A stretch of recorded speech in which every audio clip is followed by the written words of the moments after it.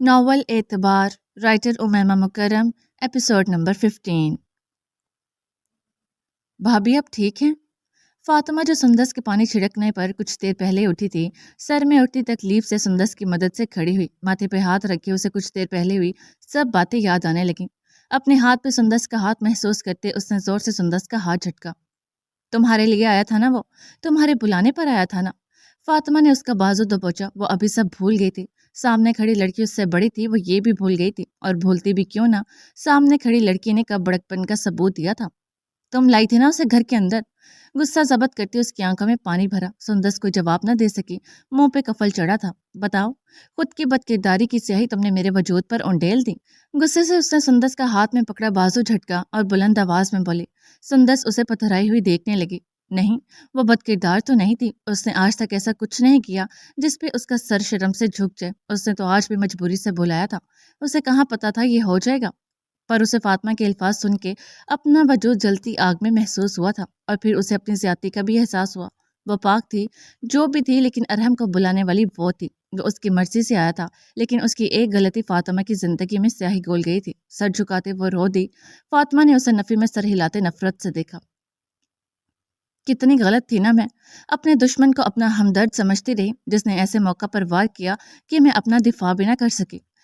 میری تو ڈھال بھی ناقابل بچاؤ تھی، جس ڈھال کے پیچھے مجھے چھپنا تھا اسی ڈھال نے مجھے زخمی کر دیا۔ ڈھال وہ حارث کو کہہ رہی تھی۔ میں کیوں ہوں اتنی بد نصیب؟ کون سے گناہ کی سزا میں اللہ نے مجھے حارث جیسا شوہر اور تہمینہ آنٹی جیسی ساس دی، اور اب تمہارے جیسے نند۔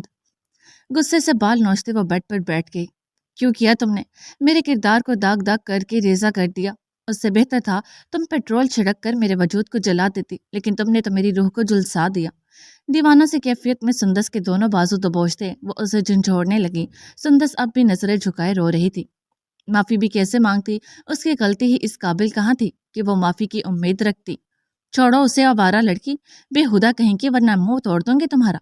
تہمینہ جو حارث کے کمرے میں ہی آ رہی تھی، فاطمہ کو سندس کو دبوچے دیکھ بھاگ کر آئیں اور فاطمہ کے ہاتھ سندس کے بازو سے جھٹکتے اسے دور کیا۔ ہاتھ لگائیں گی؟ لگائیں، اللہ کی قسم اب کسی کا ہاتھ اٹھا مجھ پر تو میں برداشت نہیں کروں گی، ہاتھ توڑ دوں گی۔ غصے سے انگلی اٹھا کر وارن کرتی وہ تہمینہ کو کوئی اور ہی فاطمہ لگی۔ اس قدر بدتمیزی تو ان سے آج تک کسی نے نہیں کی تھی۔ میرے ہاتھ توڑو گی تم؟ فاطمہ کی اس قدر بدتمیزی پر انہیں درد تو لگ رہا تھا، پر پھر بھی آگے بڑھتی نہ ڈر بنی بولی۔ ہاں توڑ دوں گی۔ جب تک میں فاطمہ حارث تھی تب تک برداشت کرتی رہی، پر اب میں فاطمہ عارف ہوں۔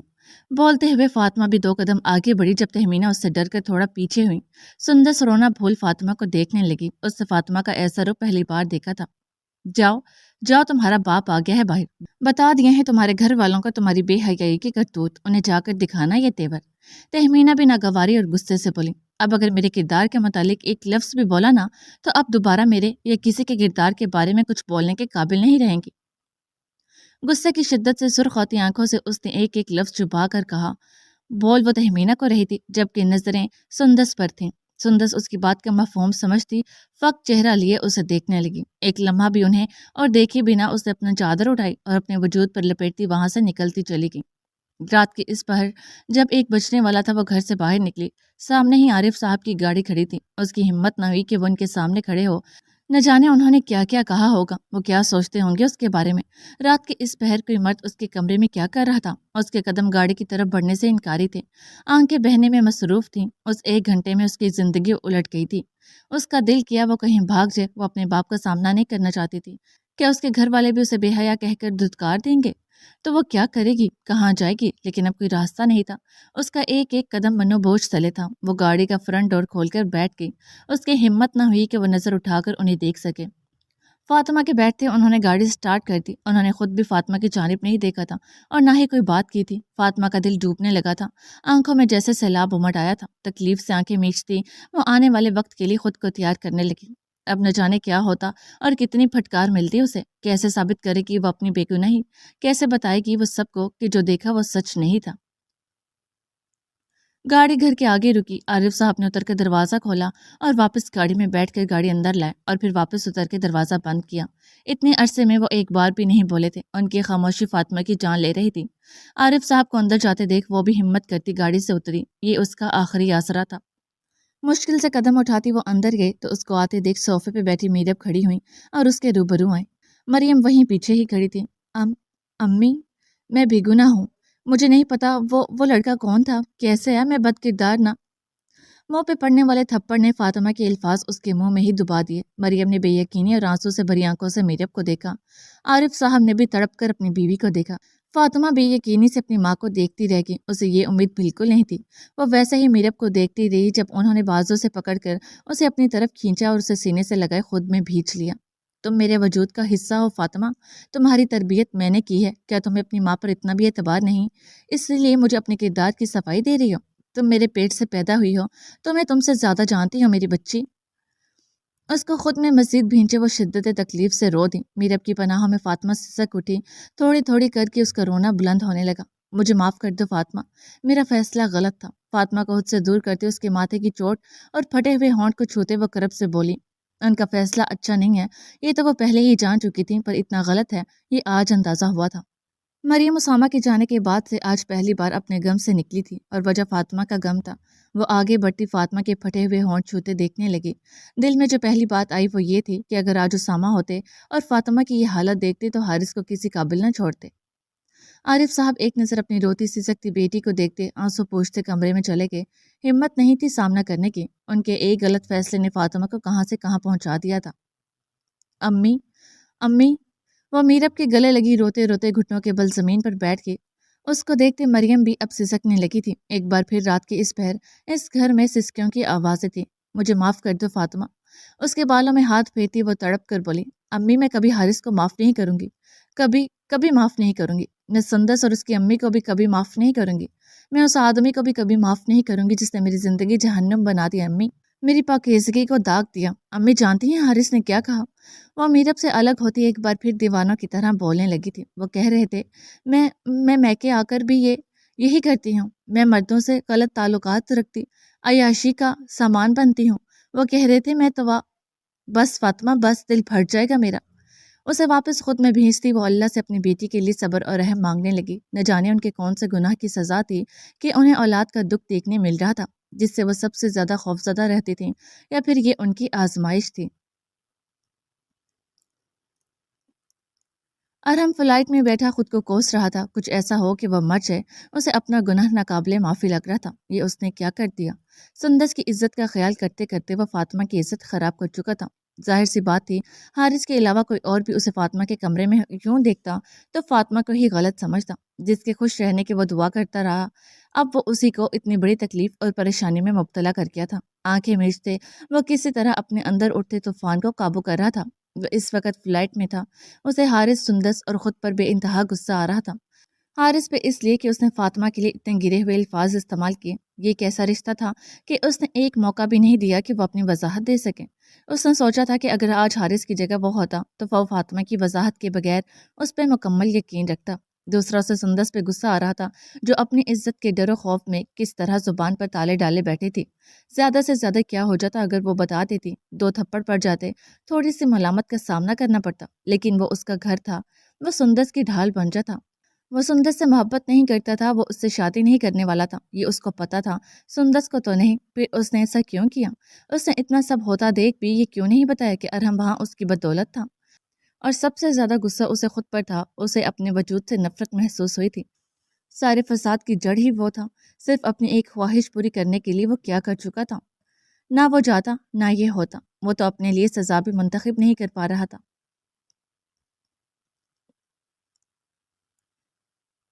یہ خبر سارے خاندان اور جاننے والوں میں جنگل میں آگ کی طرح پھیلی تھی۔ سب کی زبان پر ایک ہی بات تھی کہ عارف صاحب کی بیٹی فاطمہ کو طلاق ہوگی۔ بد کردار لڑکی تھی، رات کو شوہر کی غیر موجودگی میں لڑکا بلایا تھا گھر میں اور اس کے ساتھ اکیلے کمرے میں تھی۔ پتہ نہیں کب سے یہ چل رہا ہوگا۔ بیچارے حارث کو تو اب معلوم ہوا۔ صحیح کیا حارث نے چھوڑ دیا، بھلا ایسی لڑکیاں نبھانے کے قابل کہاں ہوتی ہیں؟ یہ ساری باتیں تہمینہ کی پھیلائی تھیں۔ طلاق کے 2-3 دن بعد ہی تہمینہ نے خود ہی سے سب کو طلاق کی خبر اور طلاق ہونے کی وجہ بتائی تھی، اور اس کو پورے خاندان میں مرچ مسالہ لگا کر پھیلانے کا کام پپھو نے ادا کیا تھا۔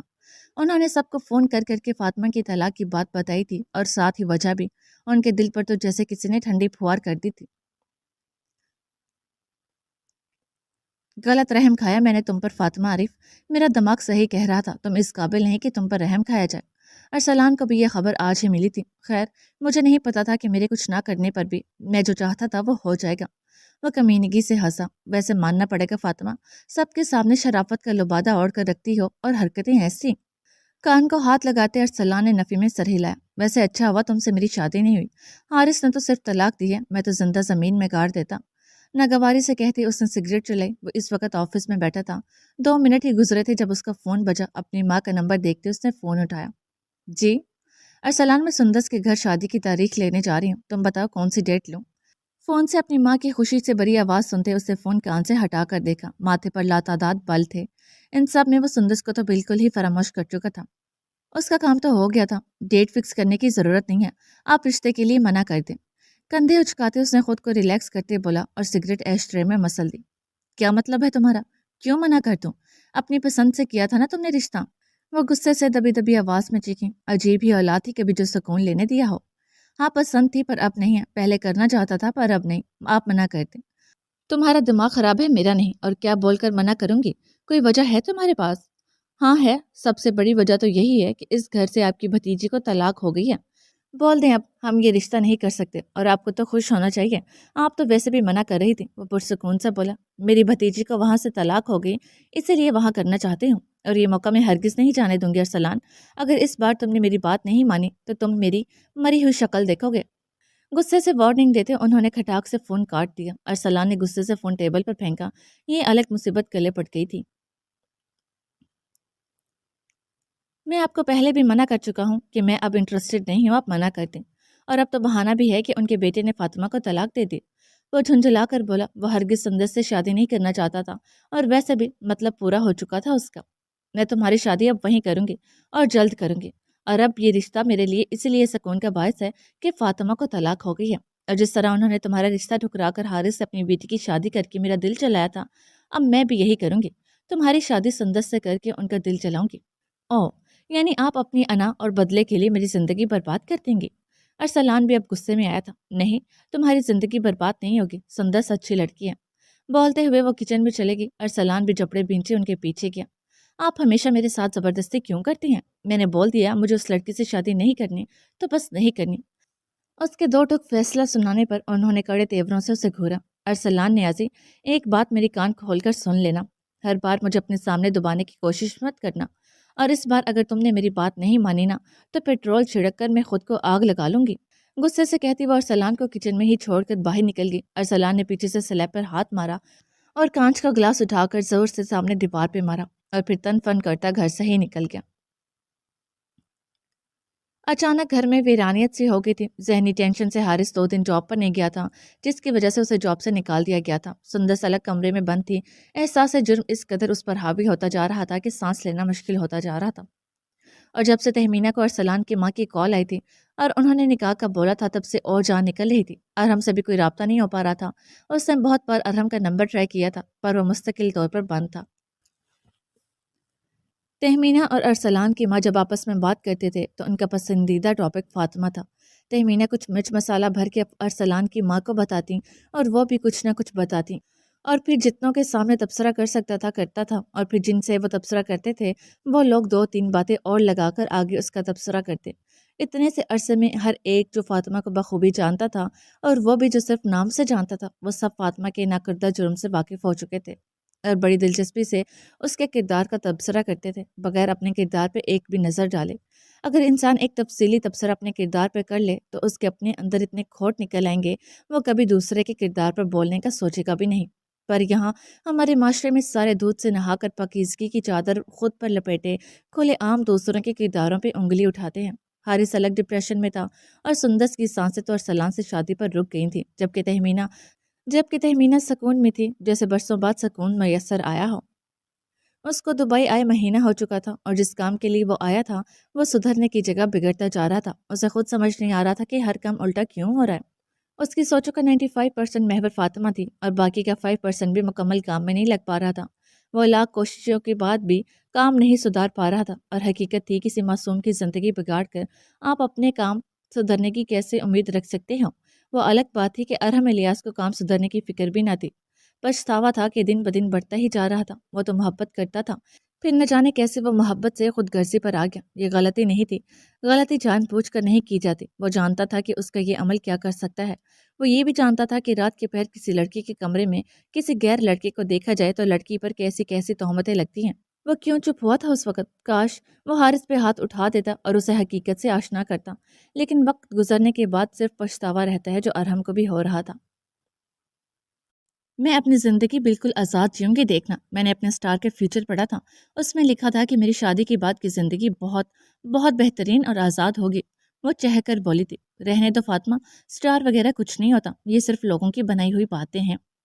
زینب منہ بنا کر بولی تھی، اچھا یہ کہنے کی باتیں ہیں، پر مہندی کا تو سچ ہے نا؟ دیکھو میری مہندی کا رنگ بہت گہرا آتا ہے۔ اور ایک منٹ رکو، کہتے ساتھ اس نے اپنے پاؤں سے جوتے اتارے اور پھر موزے بھی اتارنے لگی۔ زینب اس کی بیتوکی حرکتوں پہ اسے الجھ کر دیکھنے لگی۔ یہ دیکھو، میرے پاؤں کی انگلی انگوٹھے سے تھوڑی لمبی ہے، اور میں نے سنا ہے جس کے پاؤں کی انگلی اس کے انگوٹھے سے بڑی ہو، شوہر اس کی انگلیوں پر ناچتا ہے۔ اپنے پاؤں کے انگوٹھے کے برابر والی انگلی زینب کو دکھاتے وہ فخریہ بولی، اور پھر ساتھ ہی موزے واپس پہننے لگی۔ اور ہاں یہ بس فاطمہ، بس مجھے پتہ چل گیا تمہارا شوہر زن مرید ہوگا، بس تمہاری انگلیوں پر ناچے گا، وہ والے گانے پر، ہمیں مار ڈالا اللہ ہمیں مار ڈالا۔ زینب ایک ہاتھ ماتھے پر رکھ کر نقل اتارتی بولی، جبکہ فاطمہ نے نیچے رکھا جوتا اسے کھینچ کر مارا، جو زینب کے سائڈ پر ہونے سے سیدھا میڈم زرینہ کی سموسے کی پلیٹ میں گرا، جس سے بیچارہ سموسہ پچک گیا اور چٹنی اچھل کر میڈم زرینہ کے صاف شفاف اینک پر خوبصورت سا پرنٹ بنا گئی۔ آنکھوں سے آنسو خاموشی سے گرتے بے مول ہو گئے۔ اندھیرے کمرے میں بیٹھے وہ اپنا ماضی کھنگال رہی تھی۔ اسے کہیں بھی اپنا ایسا کوئی عمل نہ ملا جس میں اس نے کسی کے ساتھ برا کرا ہو یا کرنے کا سوچا ہو، یا کسی کے بھی کردار کے متعلق کبھی کوئی کمنٹ پاس کیا ہو۔ تو پھر اس کے ساتھ یہ سب کیوں؟ ہر بار گناہوں کی سزا نہیں ملتی فاطمہ، کبھی کبھی آزمائش بھی ہوتی ہے۔ میرب کی 2 دن پہلے کی کہی گئی بات اس کے کان میں گونجی، اور اللہ کبھی نہ انصافی نہیں کرتا، وہ آزمائش بھی اتنی لیتا ہے جتنا انسان برداشت کر سکے۔ میری برداشت ختم ہوگی اللہ، مجھ سے برداشت نہیں ہوتا، مجھ سے نہیں برداشت ہوتا۔ وہ اپنے آنسو اپنے ہاتھوں میں گرائے اپنے ہاتھ پھیلائے کانپتے ہاتھوں سے دعا مانگ رہی تھی، یا اللہ، یہاں ہر کوئی میرے کردار کو روندنے میں مصروف ہے، میرے محافظ نے ہی مجھے ذلیل کر دیا، اللہ میں معاف نہیں کروں گی کسی کو بھی، میرا ظرف اتنا بڑا نہیں ہے۔ کہتے ساتھ وہ پھوٹ پھوٹ کر رو دی، میں نے تیری رضا کے لیے معاف کر دیا اللہ، صرف تیری رضا کے لیے معاف کر دیا۔ وہ ہچکیوں سے بولتے چہرہ ہاتھوں میں چھپاتے رو دی، یہ میرے لیے آسان نہیں، آپ جانتے ہیں، بالکل بھی آسان نہیں، پر تیری رضا کی خاطر میں نے سب کو معاف کر دیا۔ اللہ پلیز میری آزمائش ختم کر دے، ورنہ یہ مجھے ختم کر دے گی، اور اگر یہ میری کسی غلطی یا گناہ کی سزا ہے تو اسے معاف کر دے۔ کہتے ہیں بھائی بہنوں کے محافظ ہوتے ہیں، آپ کیسے محافظ ہیں اسامہ؟ آپ کی بہن کو اس قدر بدنام کر دیا، اس کی زندگی سیاہ ہوتی جا رہی ہے، اور آپ ان سب سے دور سکون سے سو رہے ہیں۔ اسامہ کی تصویر کو ہاتھوں میں پکڑے وہ رندی ہوئی آواز میں بولی، اسامہ اگر آج آپ ہوتے تو کسی کی ہمت نہ ہوتی کہ کوئی کچھ کہہ سکے، میں آپ کی امیدوں پر پوری نہ اتر سکی اسامہ، نہ ہی میں آپ کی بہن کے دکھ کی دوا بن سکی، نہ آپ کے ماں باپ کا سہارا، میں آپ کی امیدوں پر پوری نہیں اتر سکی۔ وہ سسک اٹھی، اپنے کندھے پر کسی کا ہاتھ محسوس کرتی اس نے پیچھے دیکھا، جہاں میرب نم آنکھوں سے اسے ہی دیکھ رہی تھی۔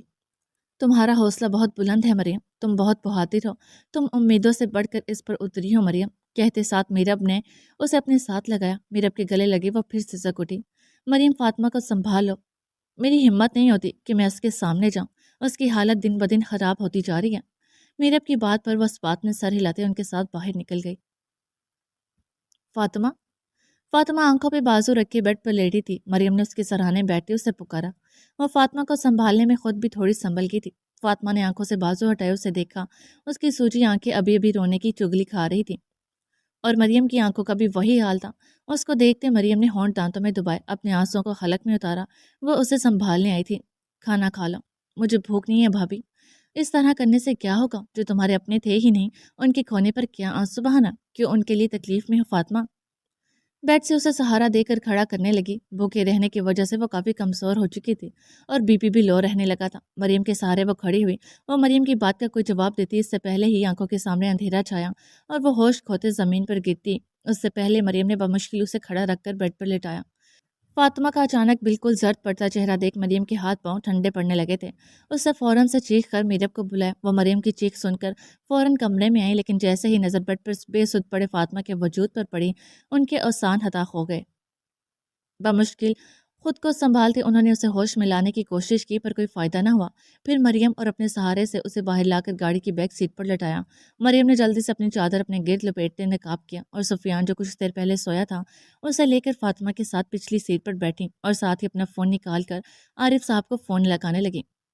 میرب جلدی سے گاڑی میں بیٹھی اور چوکیدار کے دروازہ کھولنے پر فوراً گاڑی باہر نکالی اور گاڑی کو گھر کے قریبی ہسپتال کے راستے پر ڈالا۔ 10 منٹ کے راستے کے بعد ہسپتال کی پارکنگ میں گاڑی رکی اور اسٹریچر منگا کے نرس اور وارڈ بوائے کی مدد سے فاطمہ کو اندر لے کر گئے۔ فاطمہ کو ایمرجنسی میں لے گئے۔ میرب اور مریم روم کے باہر کھڑے دعا مانگتے اضطرابی کیفیت میں ٹہل رہے تھے۔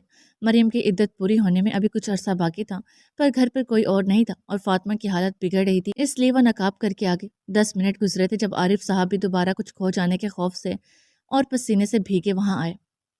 سب ٹھیک ہے؟ کیا ہوا ہے فاطمہ کو؟ نم آنکھوں سے انہوں نے سوال کیا۔ اب ایک اور واحد اولاد کھونے کا حوصلہ نہیں تھا ان میں۔ میرب ان کی بات کا جواب دیے بغیر ان کے گلے لگی رو دی۔ اگر اسے کچھ بھی ہوا عارف تو میں خود کو کبھی معاف نہیں کر پاؤں گی۔ میری بچی مجھے واپس چاہیے۔ اب کے عارف صاحب کے پاس بھی کوئی تسلی نہیں تھی۔ وہ مرد تھے پر اب ان میں بھی ہمت نہیں تھی۔ وہ کتنے غم سہتے تھے تو انسان ہی۔ ڈاکٹر کو باہر نکلتے دیکھ تینوں افراد فوراً ان کی جانب بڑھے۔ وہ ٹھیک ہیں؟ ان کے روئے اور پریشان چہرے دیکھ کر ڈاکٹر نے انہیں فوراً تسلی دی اور اپنے ساتھ آنے کا کہا۔ ڈاکٹر کے ساتھ وہ روم میں داخل ہوئے۔ مریم اور میرب بھی ساتھ ہی تھی۔ سامنے بیٹھی ڈاکٹر عارف کو جانتی تھی۔ افسوس کے ساتھ کہنا پڑا ہے کہ ان کا مس کیریج ہو گیا ہے اور ڈاکٹر کی کہی بات سب کے اوپر کسی بم کی طرح گری کہ کیا؟ کب؟ فاطمہ میرب بولتے بولتے الفاظ ادھورے چھوڑ گئیں۔ کیوں آپ لوگوں کو اس بات کا علم نہیں تھا؟ شاید اسی لیے اتنی لاپرواہی کی ہے۔ اپنے سوال کا جواب خود ہی دیا۔ 1.5 مہینے سے پریگننٹ تھی وہ، لیکن شدید ڈپریشن اور ڈائٹ صحیح نہ لینے کی وجہ سے ان کا حمل ضائع ہو گیا ہے اور ان کی باڈی میں خون کی بہت کمی ہے اور کمزوری بھی بہت ہے اور ان کا بی پی بہت لو تھا اور یہ ان کی فرسٹ پریگننسی تھی۔ اس میں تو آپ لوگوں کو بہت زیادہ احتیاط کرنی چاہیے تھی۔ خیر، آپ لوگوں نے بتایا کہ آپ لوگوں کے علم میں نہیں تھا۔ اللہ کی رضا اسی میں تھی، جو ہوا اسے بدلا نہیں جا سکتا، لیکن اب آپ ان کا بہت خیال رکھیے گا۔ انشاءاللہ خوشیاں دینے والا اللہ ہے، جلد وہ اس خوشخبری سے دوبارہ نواز دے گا۔ پیشہ ورانہ انداز میں بولتے آخری جملے انہوں نے میرب کی آنکھوں میں بھرے آنسو دیکھ کر کہے، ورنہ جو حالت انہوں نے فاطمہ کی دیکھی تھی ان کا دل کیا تھا کہ پولیس کیس کرتے۔ دوائیوں کی پرچی عارف صاحب کے ساکت ہوئے وجود کی طرف بڑھاتے، آپ کیا کہہ رہی تھی؟ جو اپنے تھے ہی نہیں ان کے کھونے پر کیا رونا؟ کچھ دیر پہلے ہی اسے ہوش آیا تھا اور اس وقت عارف صاحب، میرب اور مریم اس کے ساتھ ہی تھی۔ عارف صاحب سفیان کو گود میں لیے بیٹھے تھے۔ میرب سپارہ پڑتی اس پر پھونک رہی تھی اور مریم اس کے پاس بیٹھی تھی۔ اس کی آواز پر سب اسے جانے متوجہ ہوئے۔ میرب نے سپارہ بند کرا اور پھر فاطمہ پر پھونکا۔ اس کے جملے پر مریم خاموشی سے اسے دیکھنے لگی جو اسے ہی دیکھ رہی تھی۔ لیکن اب تو میرا اپنا کھویا ہے بھابھی، میرے وجود کا حصہ کھویا، وہ میرا تھا۔ بولتے ہوئے فاطمہ کی آنکھوں سے پانی نکلتا اس کے بالوں میں جذب ہو گیا۔ میں اپنے لیے سب کو معاف کر چکی تھی بھابھی، لیکن اپنی اولاد کے قتل کے لیے کسی کو معاف نہیں کروں گی۔ وہ سب شامل ہیں اس قتل میں، ان کی تہمتیں کھا گئی میری اولاد کو۔ وہ روتے ہوئے دہائیاں دینے لگی تھی۔ تینوں پتھر بنے اسے دیکھ رہے تھے، کسی کی ہمت نہ ہوئی کہ اسے کچھ بولے۔ دیکھتے دیکھتے دن گزرتے گئے اور مریم کی عدت کا عرصہ مکمل ہو گیا۔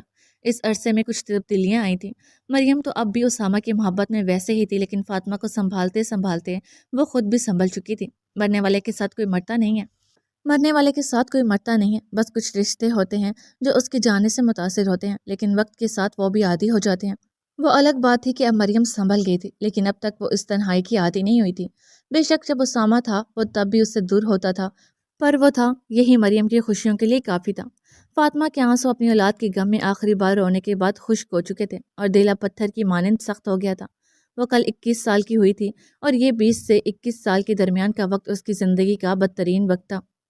عارف صاحب اب ٹھیک تھے اور میرب کو بھی روتا دیکھ پہلے کی طرح سنبھالتے تھے، اور جو سب سے بڑی تبدیلی آئی تھی وہ یہ تھی کہ اب سب نے ہنسنا چھوڑ دیا تھا۔ خوشی کی اتنی سی بھی رمق اس گھر میں نہیں تھی۔ حارث کی جاب واپس لگ چکی تھی، لیکن پہلے جتنی اچھی نہیں تھی۔ 2 ہفتوں بعد سندس اور ارسلان کا نکاح طے پایا تھا، جس سے نہ ارسلان راضی تھا اور نہ ہی سندس۔ سندس اب بھی وقت بے وقت ارحم کو فون کرتی رہتی تھی کہ کیا پتہ کال لگ جائے، اور ساتھ ساتھ دعا بھی کر رہی تھی جو اب تک قبول نہیں ہوئی تھی۔ تہمینہ تو اب بہت خوش رہنے لگی تھی اور سندس کی شادی کی تیاریوں میں مگن تھی۔ زندگی میں پہلی بار ارحم الیاس کو بزنس میں لاس ہوا تھا، اور وہ بھی اتنا شدید۔ الیاس مبین بھی حیران تھے کہ اتنے آسان مسئلے کو نہ سنبھالتے وہ کتنا لاس کر گیا تھا، اور اب وہ شکستہ حالت میں واپس پاکستان آ رہا تھا۔ جاری ہے۔